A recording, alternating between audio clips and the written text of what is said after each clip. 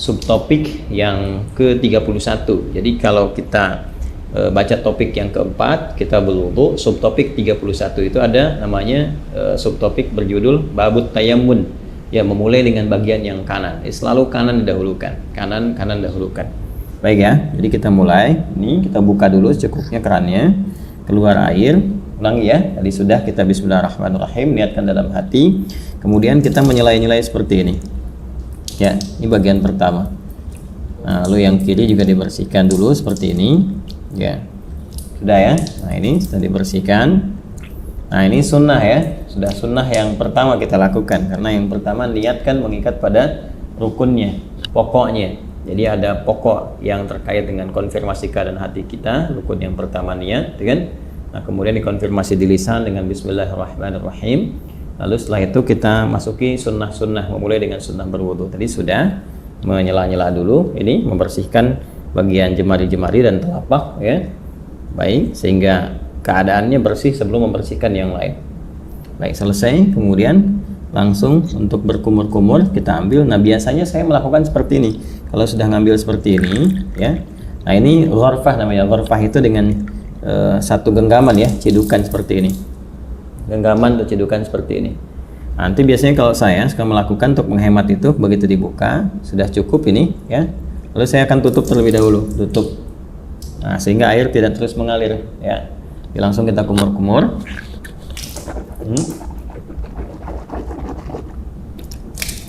Baik, saya ingin terangkan terlebih dahulu. Di saat mengumur-ngumur itu namanya tamadmad, ya, tamadmad.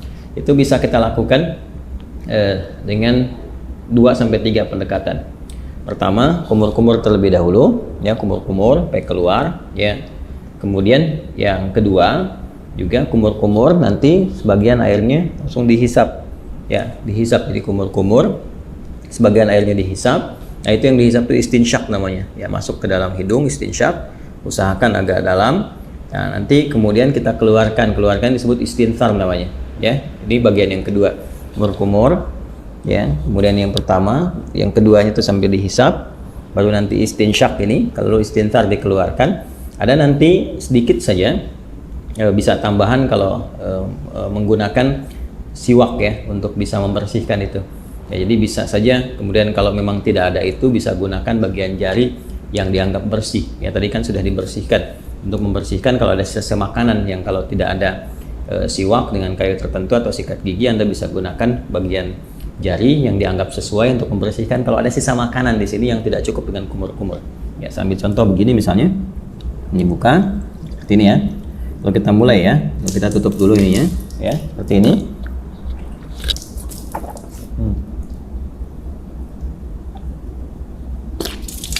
Gitu, ya. Nah, ini untuk yang sikat giginya atau membersihkan bagian sisa makanan, sehingga kalau sudah makan, ya, tidak sempat juga sikat giginya, nanti kita bisa bersihkan dengan bagian jari yang sesuai, ya. Itu untuk kondisi-kondisi tertentu. Saya ulang, ya. Nanti setelah itu istinsyaknya nanti bisa terpisah.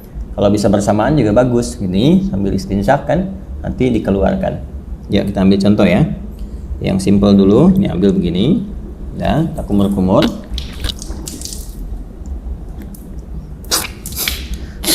Oh, ya.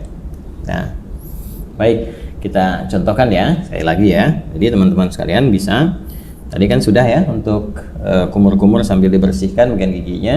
Nah, kemudian yang kedua kita ambil untuk maksimalkan istinsyak dengan istintarnya. Jadi kumur-kumur lagi sambil dihirup, ya, ke hidung,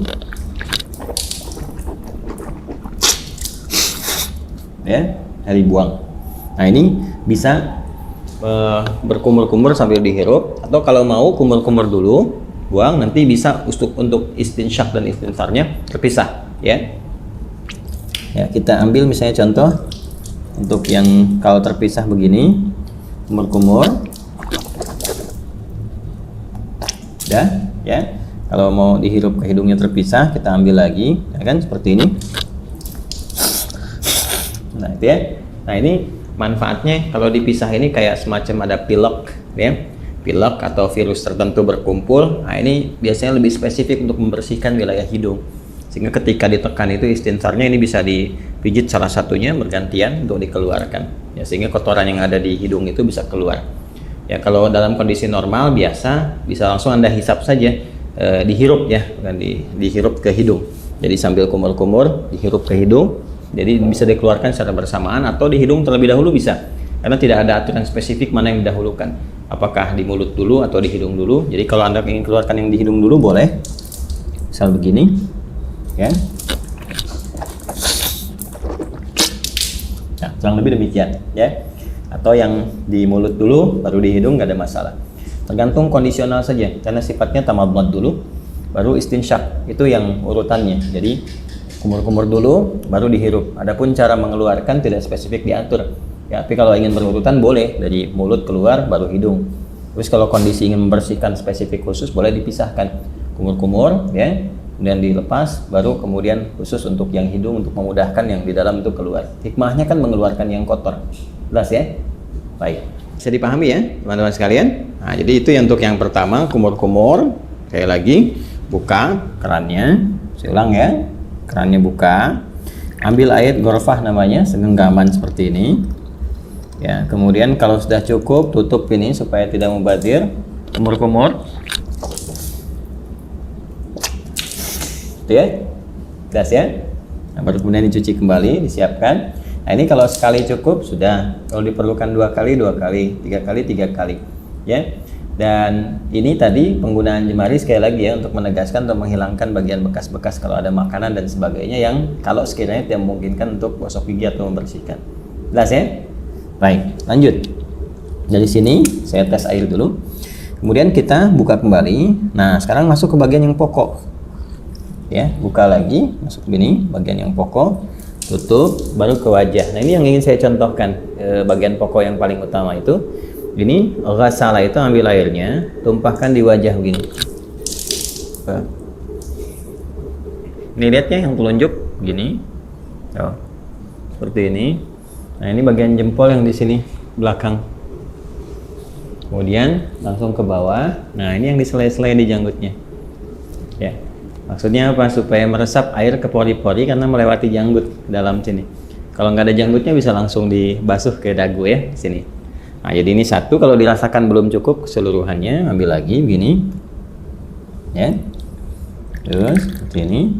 Kemudian tutup dulu. Ya. Terus seperti ini. Ya. Saya kira 2 kali juga bisa cukup ya. Seperti ini. Ya. Nah, ini nanti ada versi yang sekali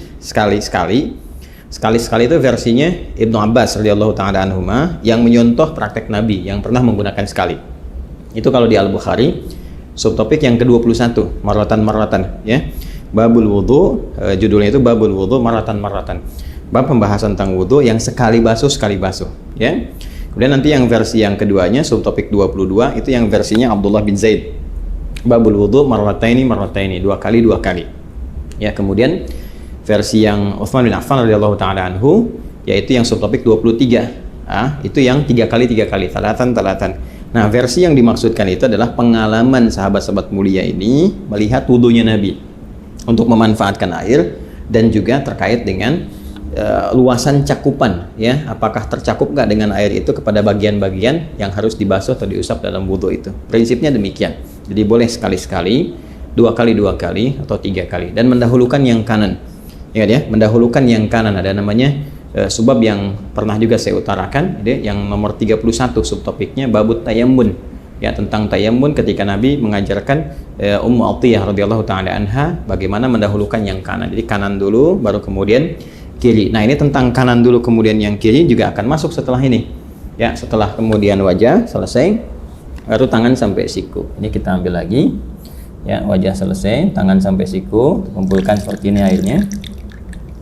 Nah, teman-teman sekalian, ini ya. Kemudian tumpahkan di tangan ini, ya, sampai siku ke sini. Nah, lalu ke sini depan. Nah, terus sampai ke sini, ya. Nah, ratakan seperti ini. Jelas ya? Nah, kalau dirasakan belum cukup, rata, buka lagi airnya. Ya. Nah, dianggap cukup, ditumpahkan, tutup dulu seperti ini. Nah, nanti bisa dari depan begini, ya. Kemudian ke belakang bisa seperti ini, yang fleksibel saja. Penting airnya ditumpahkan, bisa ke sini dulu, bisa ke sini dulu. Ya, tadi kan saya mulai dari belakang itu seperti ini. ke depan, kemudian yang kedua saya mulai dari depan untuk meratakan ya, seperti ini. Jelas ya? Nah, kemudian setelah itu ke yang kiri, itu yang dibuka lagi. Nah, tutup seperti ini ya. Ini boleh fleksibel. Dari mana mulainya? Yang penting dari depan sini ke bagian siku. Ya. Nah, kurang lebih seperti ini. Ya. Kalau mau kita samakan, kalau kanan 2 kali, kiri 2 kali juga ya. Untuk bisa menyeimbangkan, menyamakan seperti ini. Tumpahkan. Ya. Pas ya. Baik. Nah, ini suasana malam kita prakteknya. Jadi diiringi dengan sekuteng lewat. Jadi ya, teman-teman. Saya. Nah, selesai. Kemudian mengusap kepala, bukan rambut ya. Karena kepala, ingat bagian mengusap itu ambil. Nah, ini kan dipercikan nih ya. Dipercikan seperti ini, tuh ya. Nah, jadi kita pun nggak harus terlalu banyak ngambilnya. Saya ambil secukupnya, percikan dan nah ini untuk kepala. Kalau dirasakan nggak ada masalah, dari depan ke belakang seperti ini. Ya, kita boleh balikan lagi begini, atau cukup ke belakang juga begini, nggak ada masalah. Ya. Lalu versi pertama langsung ke telinga begini. Ya, langsung ke telinga. Ingat yang telunjuk ini bagian dalam begini, yang jempol ini bagian belakang di sini. Ya, seperti ini. Bisa seperti itu, atau kita dahulukan dulu kepala misalnya. Ya. Nah, kemudian nggak terlalu banyak ya, cipratkan begini. Nah, usapkan misalnya begini. Nah, ya. Setelah kita rasakan cukup untuk bagian kepala, boleh ditarik lagi ke depan, boleh, atau boleh cukup begini saja, sah. Ya, atau kalau ada kesulitan tertentu bagian kepala, dahulukan bekat ubun-ubun, atau nanti kalau ini bermasalah sakit bisa sisi-sisi yang lain termasuk kepala. Setelah itu ambil air lagi, ya kan? Baru kemudian membasuh telinga, seperti yang tadi dicontohkan, bagian depannya menggunakan telunjuk di sini. Belakangnya menggunakan jempol. Jelas ya? Baik, berpindah ke kaki. Nah, ini penting juga karena nanti ada hadis spesifik ya terkait dengan bagian kaki ini, khususnya kotoran-kotoran yang melekat di kuku ya, kuku bagian jempol ini ya, di sebelah sini ujung-ujung ini. Jadi perhatian, ingat kaki sampai 2 mata kaki sampai di sini. Ya, jadi kita bisa ambil lagi airnya seperti ini. Ya. Kemudian cukup gini. Nah, biasanya saya bagi 3 bagian. Yang pertama saya tumpahkan, basuh ini dulu. Nah, setelah ini, nah kemudian bagian depan kita bersihkan dulu begini. Ini ya. Nah, udah seperti ini ke belakang, dan tentunya bagian belakang tidak mendapatkan porsi air yang cukup ya. Walaupun mendapatkan bagian tertentu untuk mengusap, tapi ini lebih bersih untuk bagian depan pertama. Jadi yang kedua, nah ini kita bisa sempurnakan bagian belakangnya seperti ini. Nah, ini ya. Majukan lagi ke depan ini. Nah, 2 pun sudah cukup sebetulnya ya. Kalau dirasakan kurang bisa dengan 3. Selanjutnya yang kiri, seperti halnya yang kanan tadi. Kita ambil ini ya. Nah, ini seperti ini. Saya suka menggunakan kelingking karena lebih fleksibel untuk menyela-nyelanya. Ini dibersihkan di sini. Ya, ini. Lalu ke belakang. Nah, kemudian disempurnakan. Ambil lagi, saya tumpahkan seperti ini. Ya. Dah, selesai. Nah, ini selesai ya. Setelah selesai, dah kita diusahakan menghadap ke arah kiblat, kita berdiri sini. Ya, lalu kita berdoa. Doa yang sudah pernah diajarkan juga ya, syahadatain dulu. Asyhadu an la ilaha illallah, asyhadu anna Muhammadar Rasulullah, ya kan? Allahumma ja'alni minat tawwabin wa ja'alni minal mutatahhirin. Ya, kalau kita ingin supportkan doanya supaya dengan kita taubat, kemudian juga kita bersuci ya, ya Allah jadikan aku termasuk orang taubat. Berarti ini tadi kita sambil evaluasi. Kayaknya ada ulama juga yang menyarankan sambil saat dibasuh ini dan nadhafah, ini kan nadhafah nih luarnya, nadhafah. Ya, tapi juga harus ada al-husnu wadhiya. Sifat husnu wadhiya itu yang dimaksud dengan taharahnya. Bersih luarnya, suci dalamnya. Ini yang disyarat Nabi di hadis Muslim. Begitu jatuh air wudhu itu, jatuh pula dosa-dosa yang melekat kepada fungsi-fungsi organ tubuh yang digunakan itu. Jatuh. Nah, jatuhnya ini dengan taubat. Jadi kita merasakan ini ada yang salah nih sebelum wudhu nih ya, supaya hilang kesalahan itu. Makanya ada ulama yang mengajarkan evaluasi saat dibasuh itu, merasakan dalam diri, minta sama Allah supaya digugurkan dosa yang ada di wajah, gugurkan dosa yang ada di tangan, macam-macam. Dalam hati kita bisa meminta dengan bahasa kita. ya Allah, gitu kan, mohon hilangkan kesalahan-kesalahan yang melekat atau kebiasaan buruk pada tangan, pada wajah sebelumnya ya, dan sampai dengan ke ujung kaki. Itu dalam hati kita bisa meminta, tidak ada masalah di situ, karena ada unsur taubat di dalamnya. Jadi begitu selesai kita berdoa, kita mohon kepada Allah digolongkan pada orang-orang yang taubat, kemudian juga yang terbiasa bersuci. Mutatahhir itu biasa bersuci. Jadi begitu wudunya misalnya batal, suci lagi, sehingga terjaga dalam kebaikan. Karena prinsip wudu itu kan menjaga diri dalam kebaikan. Oke? Baik, selesai ini dengan menggunakan versi keran, ya, gunakan versi keran. Nah, sekarang kita akan mencoba menggunakan versi bejana. Nah, di sini ada gayung ya. Kita akan coba gunakan gayung ini. Sebetulnya kalau kita bersandar pada tadi ya, jumlah volume air yang kita gunakan saat menggunakan keran itu kan sebetulnya nggak banyak. Ya, kalau ada di minuman kemasan dengan bentuk kayak gelas itu sekitar 250 mili ya, itu kan kurang lebih segitulah ya, nggak terlalu banyak yang kita gunakan seperti tadi disampaikan. Jadi kalau kita tampung dengan gayung pun kurang lebih, bismillah ya, ini habis cukupnya. Udah harus penuh juga, mungkin kita ambil setengahnya segini cukup ya, setengahnya begini cukup ya, tergantung keadaan kitanya. Nah ini kalau pakai gayung, kalau di atas nanti jatuhnya terlalu tinggi, jadi saya turunkan ke bawah untuk menyontohkan, misalnya di sini ya, paling gampang ya seperti ini ya. Jadi kan sudah keadaan jongkok. Kalau di Timur Tengah kan ada, atau tidak yang Timur Tengah, saya kadang-kadang di beberapa negara atau beberapa tempat di Indonesia juga kadang-kadang ada suka pakai dudukan tuh ya, jadi kita bisa sambil duduk. Nah ini kalau seperti ini pakai bejana, kurang lebih disimpan seperti ini. Jadi kalau bejananya lebar nanti bisa sambil diambil seperti ini, ya kan? Nah, tapi dengan catatan juga nanti tidak ada sisa-sisa air yang terlalu banyak yang melekat di lengan ya, khususnya di telapak ini, sehingga mencampur kepada yang sudah ada. Jadi amannya kalau mau aman, apalagi dengan kondisi seperti ini, kita tuangkan seperti ini ya, jelas ya. Ini bagian pertama. Nah, terus kemudian seperti ini. Nah ini lebih hemat nih digunakannya. Itu satu ya, sudah selesai. Nah, kita ambil versi yang sekali ya kan.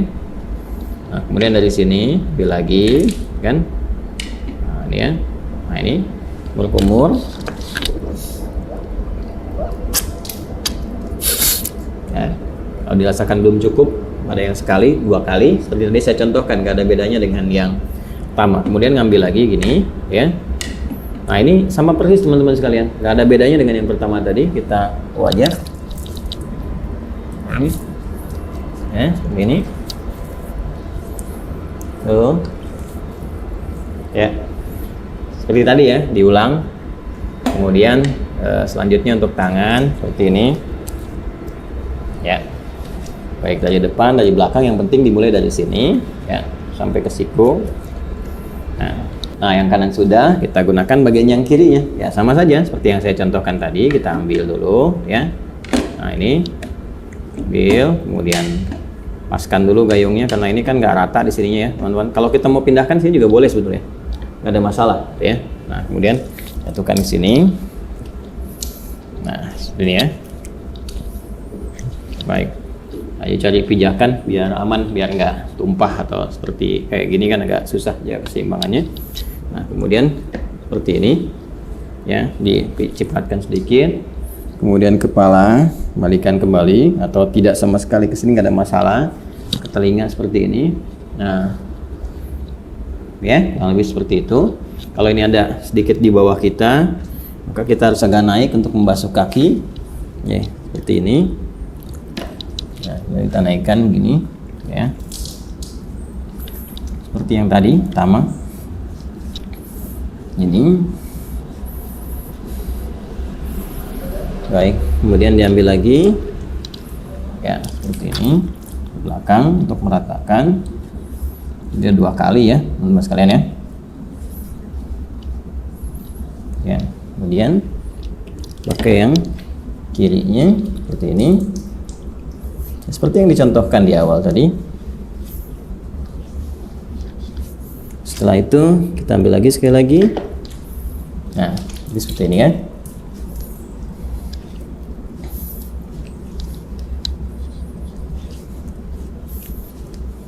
Baik.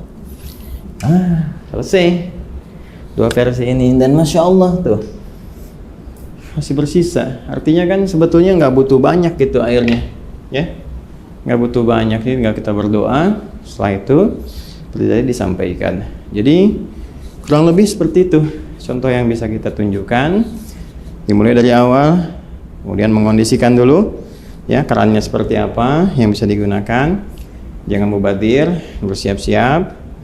Kalau saya suka membiasakan karena ini hadapnya ke kiblat nih. Ini kan arahnya ke kiblat nih. Saya suka membiasakan kalau ada aktivitas terutama terkait ibadah, cari yang kira-kira posisinya ketika dikerjakan menghadap ke arah kiblat. Itu hanya kebiasaan saja dan tidak harus demikian, tapi kalau bisa dikerjakan ya itu lebih bagus ya. Kecuali kalau sholat jelas, sholat menghadap ke arah kiblat, kemudian baca Quran sunnahnya menghadap ke arah kiblat ya. Hanya dalam wudhu kan posisi keran bisa beda-beda, tapi biasanya saya selalu mencari yang kira-kira menghadap ke arah kiblat untuk menjaga saja kondisi itu. Ini yang kita bisa tunjukkan.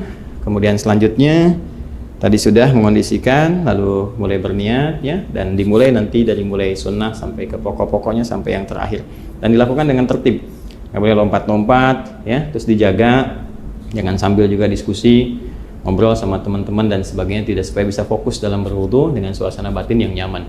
Kalau ini kan saya mencontohkan, contoh bukan dalam praktek yang sesungguhnya dikerjakan untuk kepentingan tertentu ibadah, tapi ini untuk kepentingan edukasi bagi teman-teman sehingga mempraktekkan setiap tahapan-tahapannya seperti yang kita pelajari. Jadi itu prakteknya dan telah selesai kita tunjukkan. Alhamdulillah di suasana pagi ya, atau subuh menjelang pagi teman-teman bisa belajar, dan saya mengambil video ini malam-malam nih setelah tugas, malam-malam langsung ke masjid dan kita praktekkan sehingga suasananya cukup berbeda.